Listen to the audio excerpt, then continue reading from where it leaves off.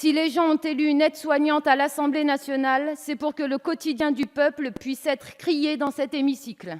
Je n'oublie pas pourquoi je suis là et la vie professionnelle que j'ai vécue avant de venir m'asseoir auprès de vous. Je voudrais juste interpeller mes collègues d'En Marche. Vos soupirs, quand on vous parle du personnel soignant, c'est juste abject. Je n'ose pas espérer qu'un jour vous rentriez dans un EHPAD et qu'on vous maltraite. Parce que le jour-là, quand vous regarderez le soignant pleurer en vous maltraitant, je vous rappellerai que vous avez soupiré en nous regardant. C'est un problème d'actualité, Il y a des gens qui se suicident parce qu'on leur demande de maltraiter des êtres humains. Prenez-les en compte, c'est tout.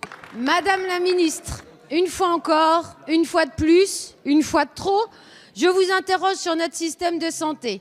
Je ne désespère pas de vous faire entendre raison. Dimanche, à l'occasion de la Journée internationale des infirmiers, vous avez tué votre reconnaissance au dialogue, à l'empathie et à l'attention de la profession. Quelle hypocrisie!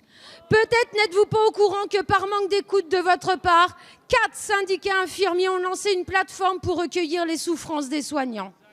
Alors que les Français réclament plus de moyens pour les hôpitaux lors du fameux grand débat, la seule réponse d'Emmanuel Macron, un mensonge.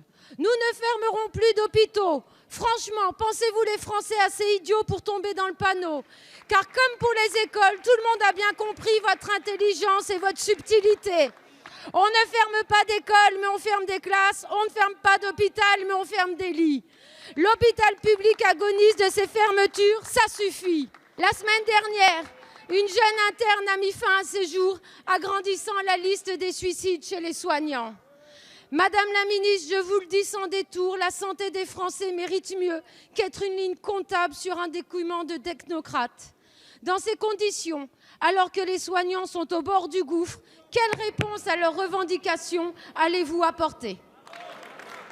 La tarification à l'acte amène à transformer le patient en client et incite les établissements à facturer à outrance les interventions sur les malades pour répondre aux injonctions de rentabilité. La santé n'est pas un acte commercial. Les médecins, les sages-femmes, les anesthésistes, les infirmiers, les aides-soignants ne sont pas des commerçants, ce sont des professionnels de santé. Il faut les considérer comme tels et leur donner les moyens d'exercer leur métier dans les meilleures conditions possibles.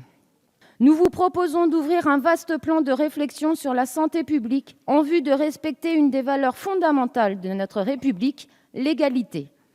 Donner la chance à chacun d'être soigné dans des conditions que chaque être humain mérite.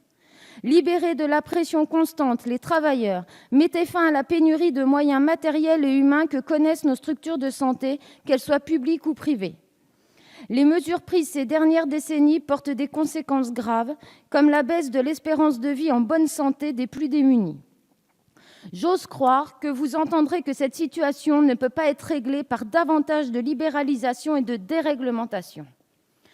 La santé a besoin de structures, de personnel formé et en nombre suffisant, de conditions d'exercice dignes. Dans ma circonscription, j'ai reçu de nombreux témoignages de la part de professionnels de santé. Face à une aide-soignante, ils se sont dit qu'ils seraient entendus, que je connaissais leurs conditions de travail. Ils ont eu raison. Tous sonnent l'alarme. Nous n'en pouvons plus. Notre métier principal est de maintenir les 14 besoins fondamentaux de Virginia Anderson. 8e besoin, être propre et protéger ses téguments. Bon, celui-là, je ne vous cache pas, c'est mon préféré. Je vous propose un petit test. Alors que vous ne souffrez d'aucune pathologie, chronométrez-vous à votre prochain passage dans la salle de bain. Déshabillage, douche, séchage, habillage. On oublie le coup de peigne et le brossage de dents, pas le temps. Si vous dépassez les 6 minutes, et ce sera certainement le cas, interrogez-vous, demandez-vous comment ou par quel miracle nous arrivons à faire une toilette sur un corps souvent meurtri en seulement 6 minutes. Nous, les soignants, nous portons sur nos épaules le mal-être des patients. Nous sommes dévorés par les accidents de travail provoqués par la fatigue et le stress. Certains d'entre nous abandonnent l'exercice de nos métiers et, plus grave encore, certaines situations ont conduit nombre d'entre nous au suicide. Mesdames et messieurs, ce sont 14 soignants qui se sont donné la mort en moins d'1 an. Combien en faudra-t-il d'autres pour dire « plus jamais ça » ?